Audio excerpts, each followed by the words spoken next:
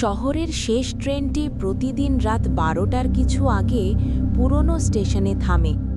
সেই সময়ে প্ল্যাটফর্ম প্রায় ফাঁকা থাকে, শুধু কয়েকটি নিভু নিভু আলো আর বাতাসে ভেসে আসা লোহার গন্ধ।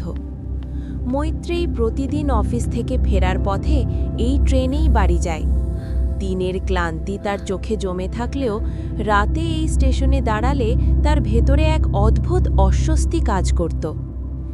এক রাতে ভারী বৃষ্টির পর স্টেশনের চারপাশ অস্বাভাবিকভাবে নীরব হয়ে যায়।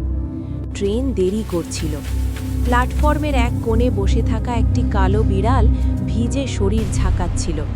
তার চোখ দুটো অন্ধকারে জ্বলজ্বল করছিল, যেন কিছু দেখতে পাচ্ছে যা মানুষ দেখতে পারে না। মৈত্রেয়ী লক্ষ্য করল বিড়ালটির দৃষ্টি বারবার স্টেশনের পরিত্যক্ত টানেলের দিকে যাচ্ছে। হঠাৎ স্টেশনের আলো কয়েক সেকেন্ডের জন্য নিভে যায়।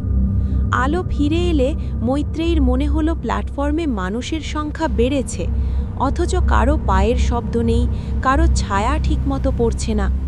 বাতাস ভারী হয়ে উঠল, শ্বাস নিতে কষ্ট লাগতে শুরু করল।